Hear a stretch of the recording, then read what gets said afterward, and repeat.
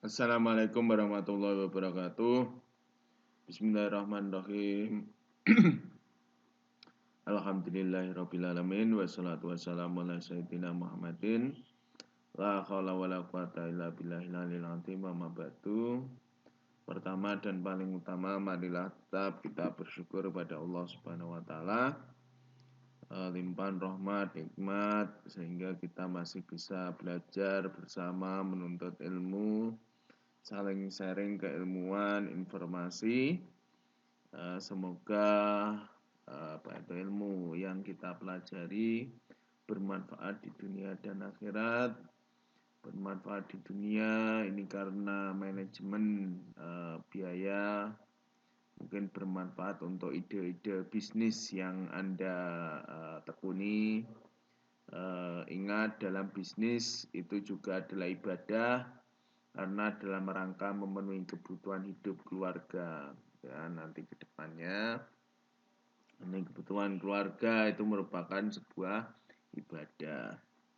Oke, salawat serta salam tetap terlimpahkan pada junjungan kita Nabi Agung Muhammad Sallallahu Alaihi Wasallam.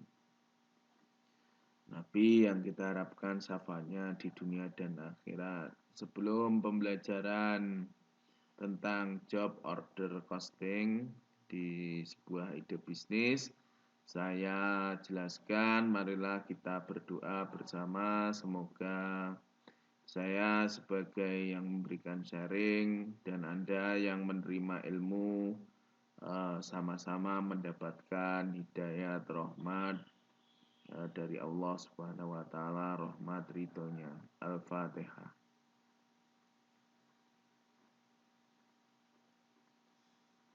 Pada dasarnya perusahaan itu bertujuan usaha, ya, bukan hanya perusahaan. Memang ini UMKM, wirausaha apapun dalam bisnis itu tujuannya mendapatkan laba yang optimal. Ini kita harus memanagenya, mengelola usaha tersebut dengan baik agar mencapai laba yang optimal. Dalam mencapai laba yang optimal itu dilakukan menetapkan harga jual sedemikian rupa sesuai dengan laba yang diinginkan. Terus memperhatikan harga produksinya dulu. Produksi itu bisa ditentukan dengan memperhitungkan unsur-unsur biaya dalam suatu produksi. Harga pokok produksi merupakan hal yang sangat penting bagi perusahaan atau industri, karena proses itu ya, ada biaya bahan baku, tenaga kerja langsung, biaya pabrik tidak langsung, banyak sekali biaya-biaya itu. Nah, harga produksi itu biasanya ditentukan dengan berbagai metode. Itu dan sekarang cara memproduksi ini ada dua. Ada cara memproduksi barang itu dengan massa dan ada cara produksi dengan pesanan. Yang kita bahas di sini adalah job order costing, bagaimana produksi dengan pesanan. Ini memang lagi booming, bahwasannya banyak sekali UMKM, bisnis-bisnis yang menerapkan bisnis dengan model pesanan ini. Ini malah pesanan ini malah lebih efektif dan efisien karena sudah ada kesepakatan di antara kedua belah pihak gitu ya. Sehingga tidak mungkin lagi masih mencari produksi massal, masih mencari pemasaran dan sebagainya. Nah, ini siapa, tinggal pemesannya, udah tinggal ada kesepakatan, jadi bayar gitu. Kalau pemasaran masih jadi, masih pemasaran mencari-cari. Oke.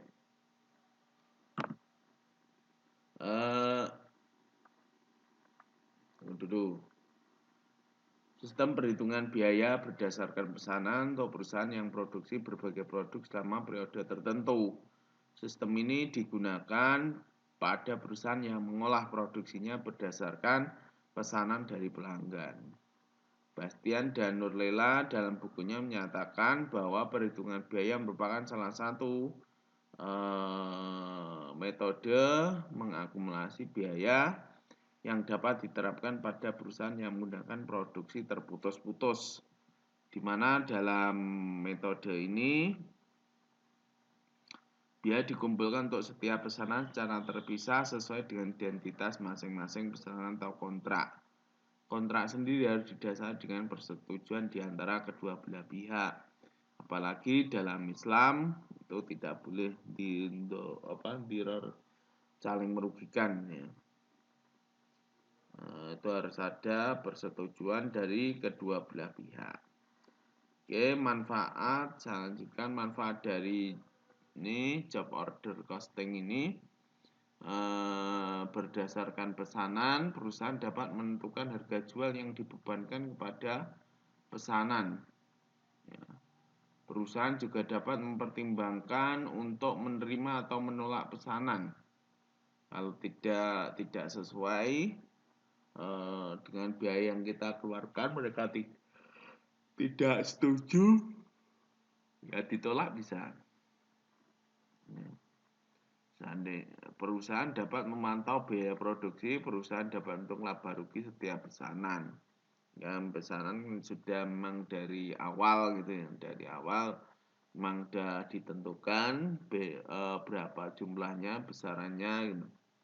Dari awal sudah terprediksi. Sampai itu tidak terduga nanti penyusutan mesin atau kerusakan mesin atau apa gitu aja. Perusahaan dapat menentukan harga pokok persediaan produk jadi, produk dalam proses yang disajikan dalam neraca. Sudah jelas ya karena hitung-hitungannya sudah jelas. Dokumen pendukung dasar dari job order costing.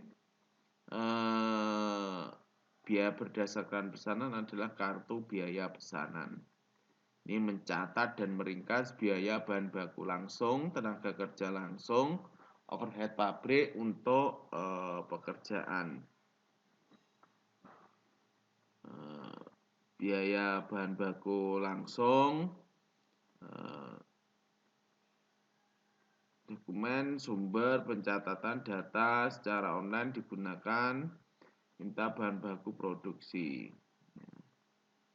Biaya tenaga kerja langsung dan tidak langsung dicatat kartu biaya pesanan berdasarkan kartu jam kerja yang disiapkan setiap hari untuk setiap karyawan.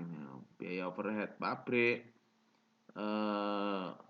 sistem penghitungan biaya berdasarkan pesanan maupun perhitungan biaya berdasarkan proses dapat diukur sebesar jumlah biaya sesungguhnya. Normal atau standar, proses pengalokasian biaya overhead pada pesanan. Ini kalau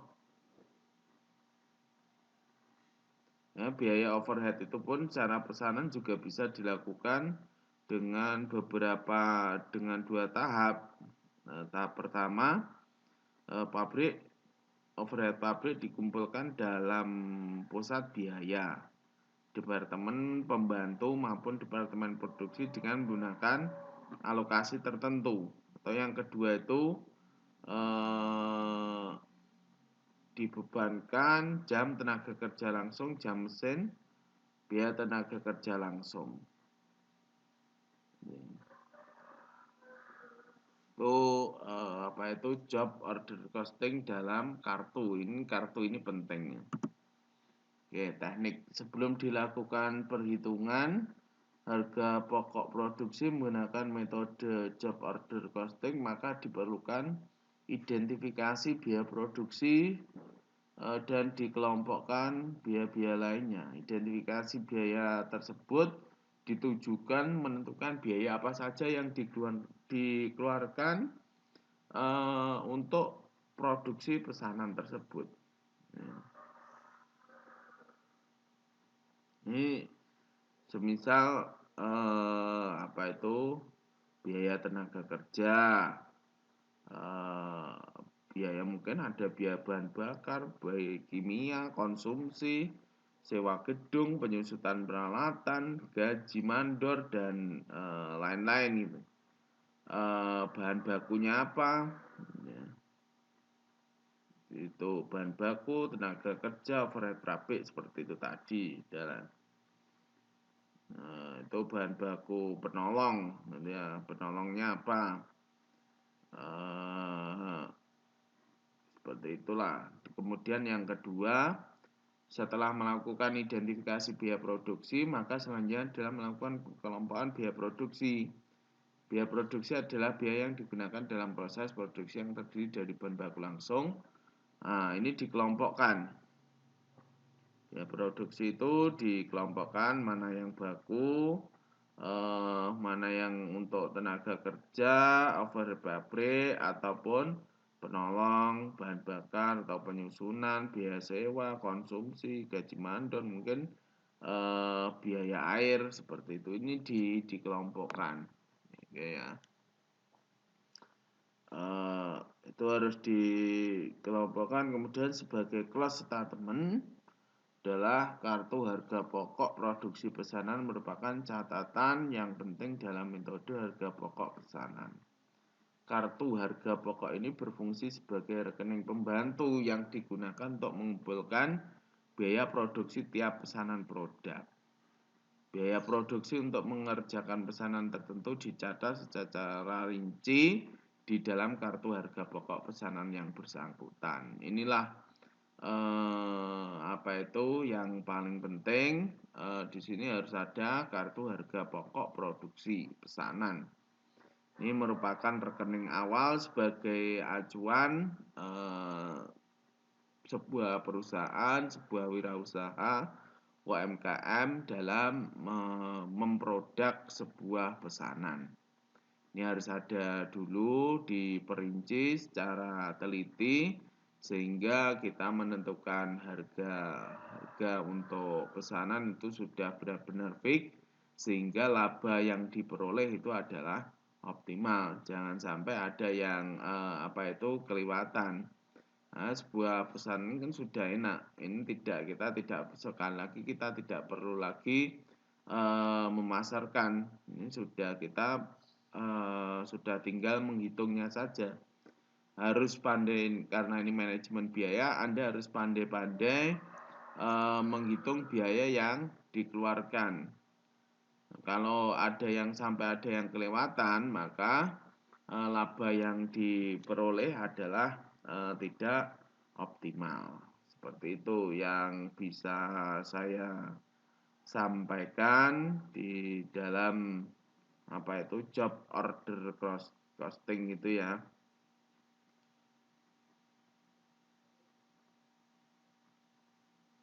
Ini dan yang terpenting lagi dalam manajemen biaya ini adalah laporan keuangan.